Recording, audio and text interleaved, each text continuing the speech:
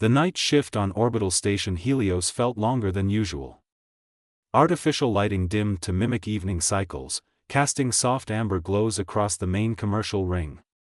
Terrence Wade walked through the crowded promenade with heavy steps, his inspection uniform still smelling of recycled air and metal polish. He had spent 12 hours checking cargo manifests in the cold docking bays, verifying shipments, and dealing with frustrated freighter captains who complained about delay fees. His body ached in the way that came from standing too long on hard floors.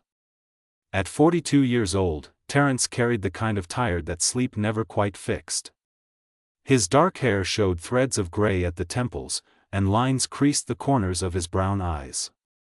He had once been a peacekeeping officer in the outer colonies, but that life had ended badly. Now he counted boxes and signed digital forms, which suited him fine. Less blood, fewer nightmares. The Starlight Diner sat between two larger establishments, its neon sign flickering in pale blue and white.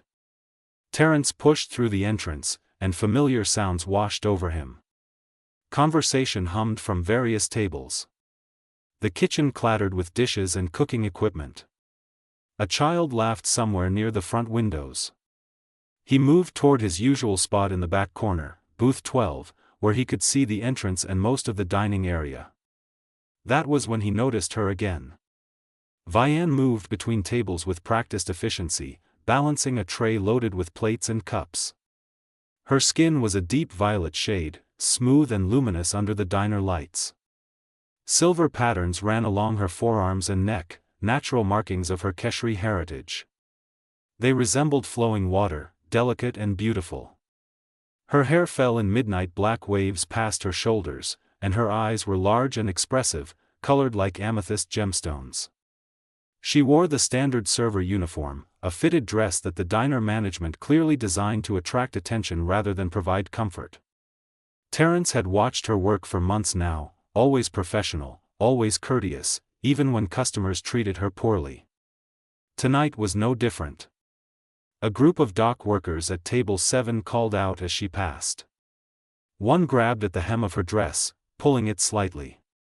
Laughter erupted from their table. Vianne stopped, carefully maintaining her balance with the tray. Her expression remained neutral, but Terrence saw the tension in her shoulders, the way her jaw tightened. She spoke quietly to the man, asking him to let go. He released the fabric with an exaggerated gesture, and his companions made crude comments about her appearance. One suggested she should smile more. Another asked if all Keshri women glowed in the dark, then laughed at his own joke. Vianne walked away without responding, her steps measured and controlled. Terrence felt anger rise in his chest, hot and familiar. He had seen this pattern repeat countless times. The station authorities had policies against harassment, carefully worded documents that meant nothing when profit and convenience were at stake. The diner owner cared about business, not dignity. The manager cared about avoiding complaints from paying customers, not protecting staff. Vianne reached his table a few minutes later, setting down a menu even though he always ordered the same thing. Her eyes met his briefly, and he saw exhaustion there, the kind that came from holding yourself together when everything inside wanted to break. "Good evening," she said, her voice carrying a soft accent that marked her as someone who had learned Galactic Standard as a second language. "What can I bring you tonight?" "The grilled protein stack," Terrence replied. "Black coffee. Extra bread if you have it fresh." She nodded, making a note on her handheld device. "Anything else?" "No, thank you." He paused, then added, "How are you holding up?" The question seemed to surprise her. Her violet eyes widened slightly, and the silver patterns on her neck shimmered as if responding to her emotional state. "Fine," she answered automatically. "Busy night." Terrence wanted to say more, to acknowledge what he had witnessed, but the words felt inadequate. He simply nodded, and she moved away to place his order. The food arrived 20 minutes later, perfectly prepared and still hot. Vianne set the plate down carefully, refilled his coffee without being asked, and placed the extra bread within easy reach. Her movements held a grace that came from doing the same tasks thousands of times. "Thank you," Terence said. "You are welcome," she replied. Throughout his meal, he watched the room. He saw how the other server, a human woman named Greta, received larger tips and friendlier treatment. He saw how the cook made Vianne wait longer for orders, sometimes forgetting items she requested. He saw how customers spoke over her, interrupted her, or dismissed her presence entirely. When Terence finished eating, he sat back and pulled out his payment chip. The bill appeared on the table scanner, showing the total cost plus a suggested gratuity percentage. He authorized the exact amount, adding nothing extra. He had a reason for this, though it would not be obvious. From his jacket pocket, he withdrew a small piece of real paper, a rare commodity on a station where everything ran digitally. He had written on it earlier, carefully choosing each word. The note contained coordinates for his residential unit, along with a brief message. "You deserve better than this. If you need a safe place to talk, or just to rest away from here, my door is open. No expectations, no conditions. Just kindness. Terence Wade, Cargo Inspector, Residential Block C, Unit 248. He folded the paper twice, making it small enough to hide easily. As he stood to leave, he lifted his plate slightly and slid the note underneath, positioning it so only someone clearing the table would find it. Terence walked to the register, settled his bill with the board cashier, and left the diner without looking back. His heart beat faster than normal, though he could not explain why. He had done similar things before, small acts of defiance against cruelty, but this felt different. More personal. More risky. Outside in the promenade, he joined the flow of evening foot traffic and disappeared into the crowd. Back inside the Starlight Diner, Vianne cleared booth 12 with efficient movements. She stacked the dishes, wiped down the surface, and checked the payment scanner to confirm the transaction had processed. Zero tip, as expected from many customers. She felt nothing about it anymore, had learned to expect disappointment. Then her hand brushed against something unexpected under the plate. Her fingers closed around the folded paper, and her pulse quickened. She palmed it quickly, glancing around to make sure no one had noticed. The manager stood near the kitchen entrance, talking to a supplier. Greta laughed with customers at the far end of the room. The coast remained clear. Vianne slipped the note into the small pocket of her uniform, just above her hip. Her silver markings brightened with sudden nervousness, betraying the rush of emotions she tried to suppress. She finished clearing the table, carried the dishes to the kitchen, and continued working as if nothing had changed. But everything had changed. For the first time since arriving on Helio Station 3 years ago, someone had seen her as more than decoration, more than an exotic curiosity to be admired or mocked. Someone had noticed her struggle and responded with genuine compassion. She did not read the note until her shift ended 2 hours later. When she finally unfolded it in the privacy of the staff changing room, her hands trembled. The words were simple, direct, and impossibly kind. Vianne stood there for a long moment, the paper pressed between her palms, trying to decide what to do next. Vianne stood in the narrow changing room, the note trembling in her hands. The fluorescent lights buzzed overhead, casting harsh shadows across the cramped space. She read the words again, searching for hidden meanings or threats disguised as kindness. Her experience on Helio Station had taught her to question every generous gesture. But the handwriting was steady and clear.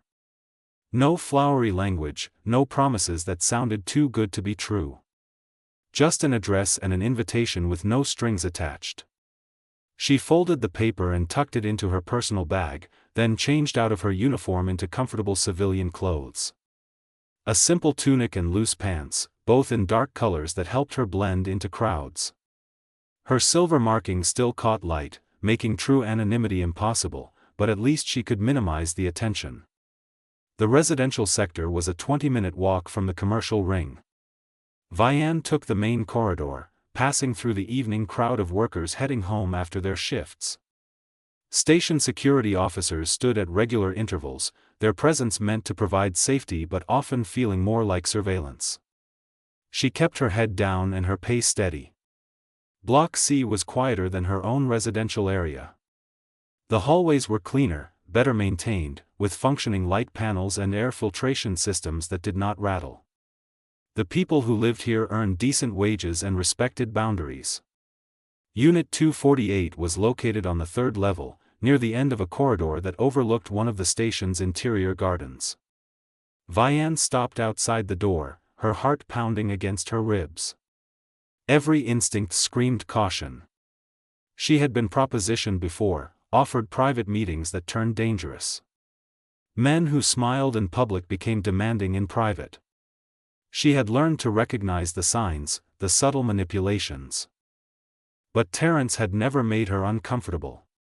He never stared inappropriately, never made comments about her appearance, never followed her around the diner. He simply ate his meals quietly and treated her like a person deserving respect. She pressed the door chime. The panel slid open almost immediately. Terrence stood in the doorway, still wearing his inspection uniform but with the jacket removed.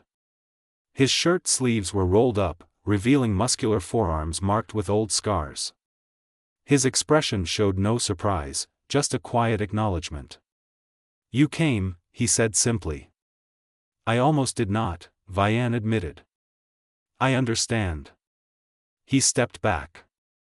"Please, come in." The quarters were modest but comfortable.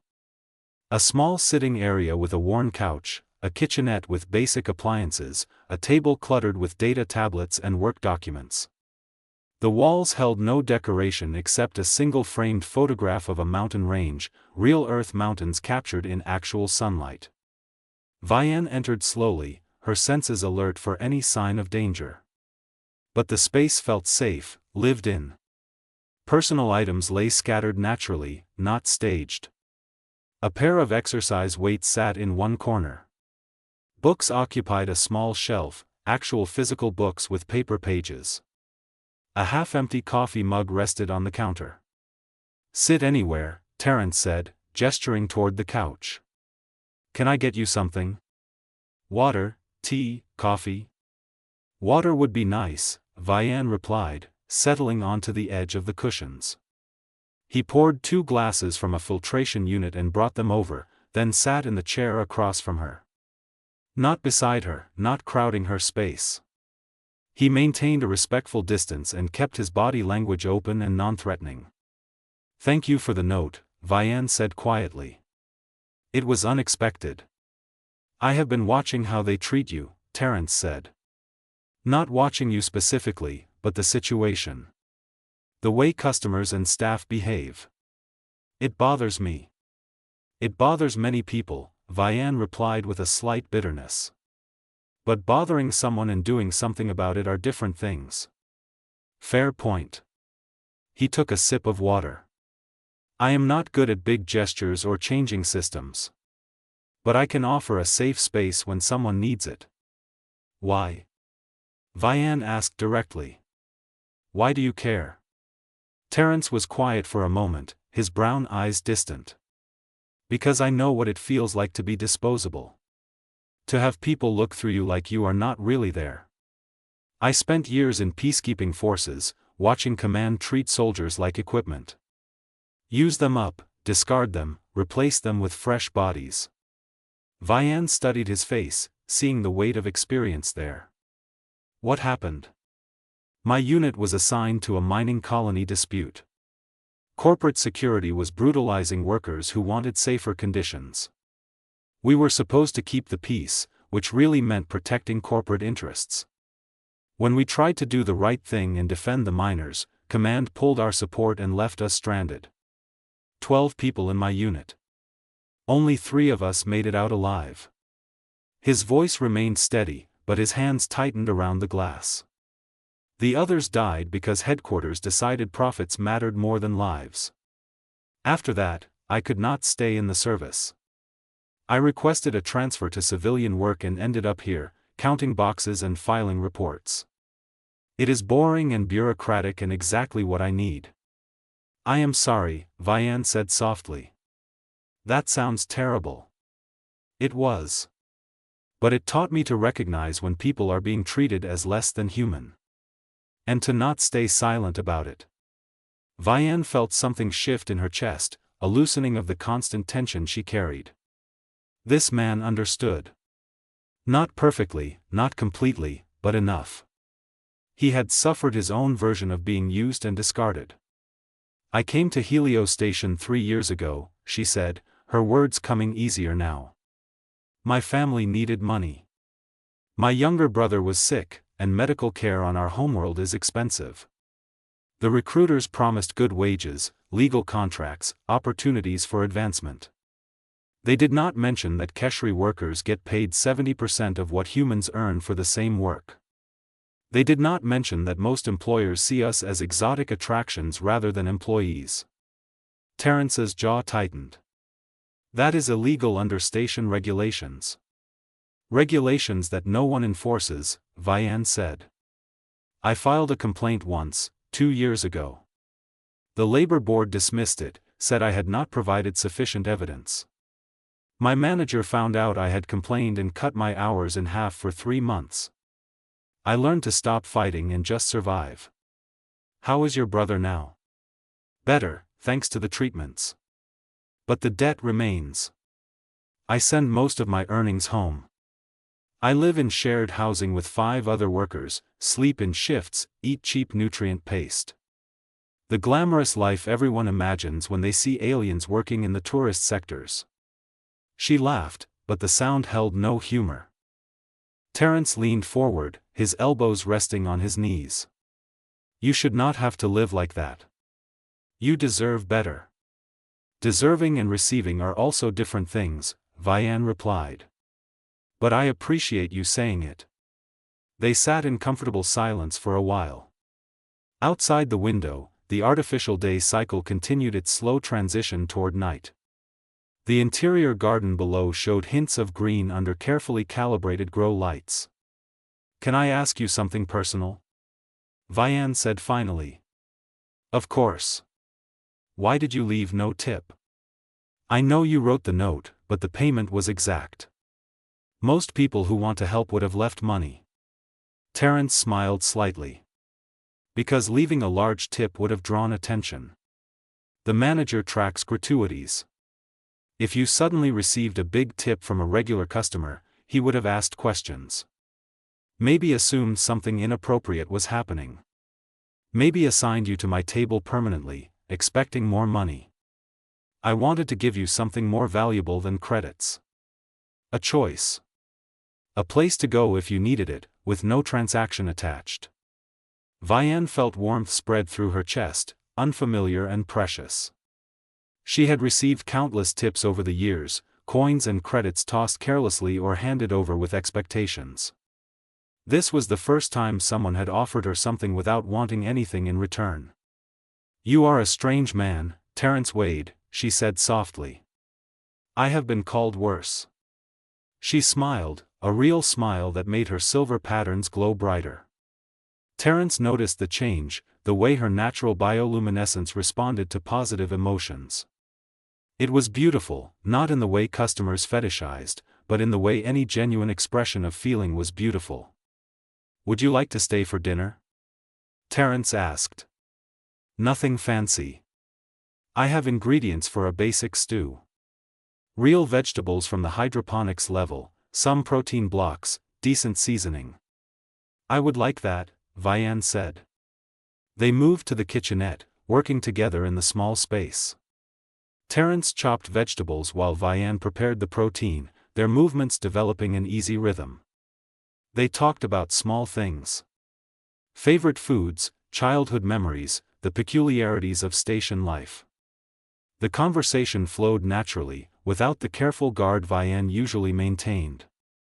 When the stew finished cooking, they ate at the small table, and for the first time in 3 years, Vian felt truly safe.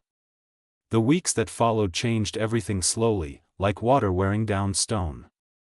Vian visited Terrence's quarters 3 times in the first week, then 4 times the next. They never planned specific meetings. She simply appeared when her shifts ended, and he was always there, always welcoming, never demanding explanations or promises. They talked for hours. Terence shared stories from his peacekeeping days, the good memories mixed with the difficult ones.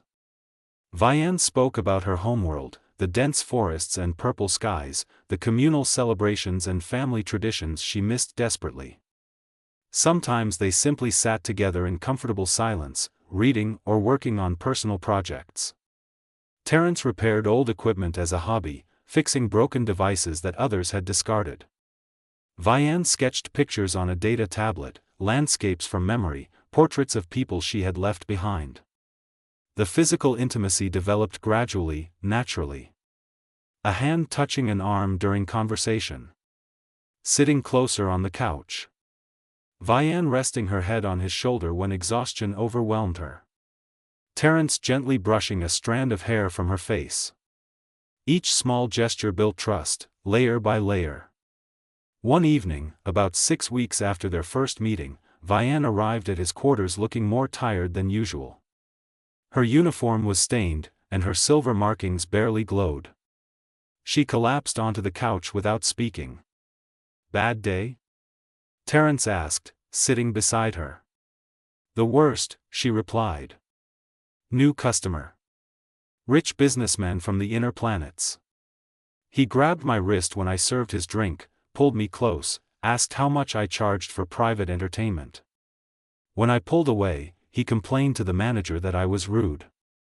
The manager apologized to him and docked my pay." Terence felt anger surge through him, hot and sharp. "That is assault." "It is Tuesday," Vianne said flatly. "This happens all the time. It should not. Should not, does not, cannot change." She closed her eyes. "I am so tired, Terence. Tired of fighting. Tired of pretending everything is acceptable. Tired of being treated like property." Terence reached out and took her hand gently. Her skin felt warm, the silver patterns pulsing faintly against his palm. "Look at me," he said quietly. She opened her eyes, and he saw the exhaustion there, the accumulated weight of years of mistreatment. "You are not property," Terence said firmly. "You are a person with dignity and rights. What happened today was wrong, and you did not deserve it. I know the system protects people like that businessman. I know the station authorities will not help. But I see you, Vianne. I see your strength and your courage and your humanity. And I will keep seeing it, even when others refuse to." Tears formed in her violet eyes, spilling down her cheeks. The silver patterns on her face brightened with emotion, creating shimmering trails. She leaned forward and wrapped her arms around him, pressing her face against his shoulder. Terence held her carefully, one hand stroking her back in slow, soothing circles.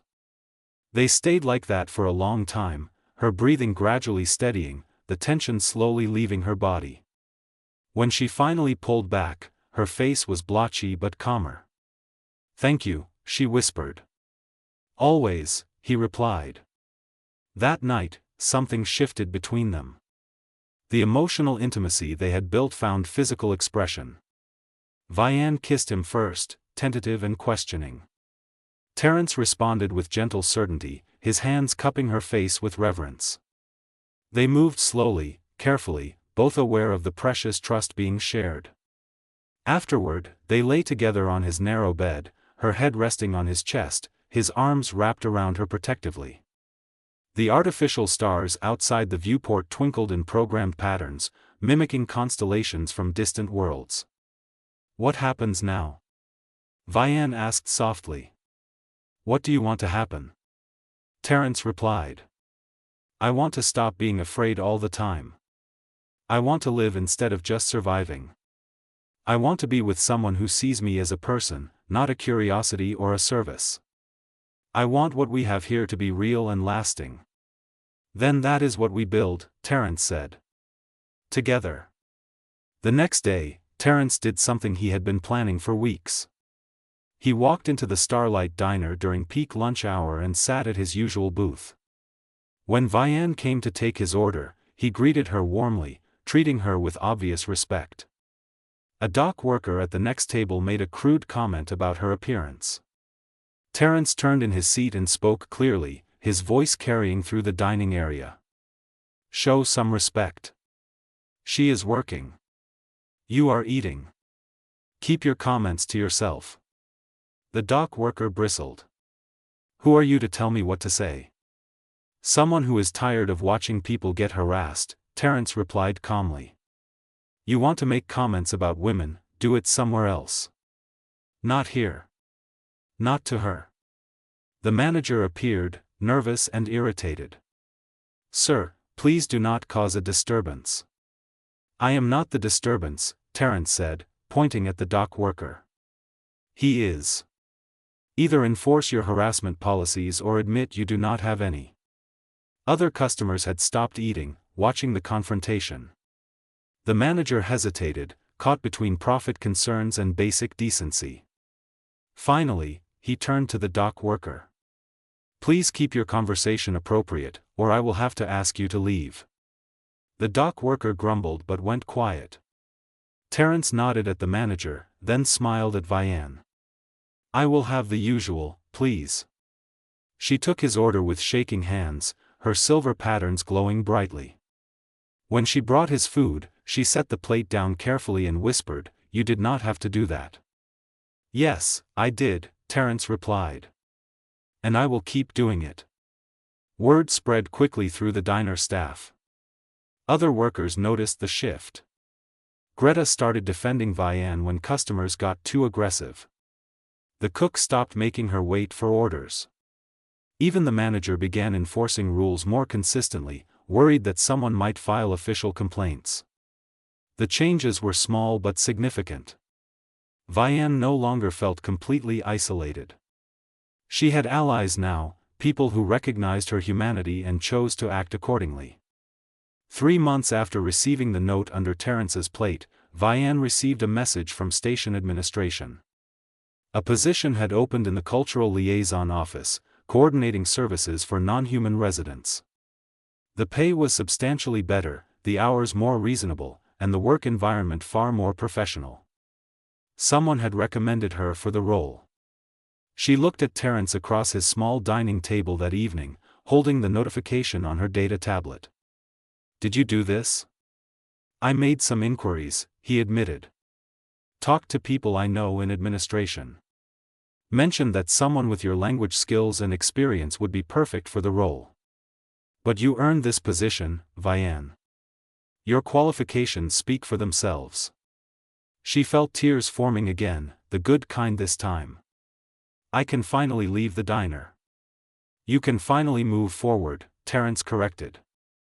Vian started her new job 2 weeks later. The work was challenging but fulfilling, helping other non-human workers navigate station bureaucracy and access resources. She moved out of shared housing into a small private unit, modest but entirely hers. Her relationship with Terrence deepened into something solid and enduring. They made no grand declarations or dramatic promises.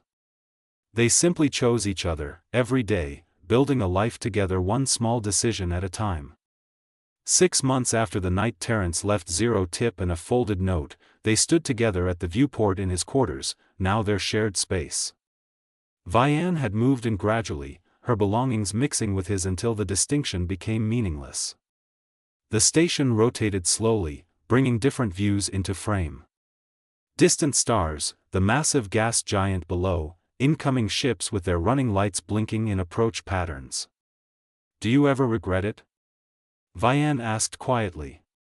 "Taking the risk to reach out to me?"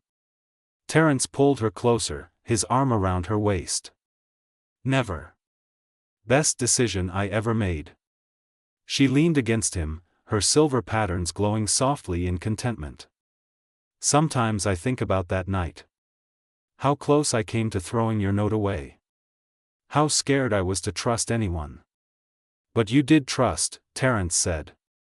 "That took courage." "We both did," Vian replied. "You trusted that I would understand what you were offering. I trusted that you meant what you said. They stood in comfortable silence, watching the universe turn. Two people who had been alone, disposable, overlooked, now finding home in each other.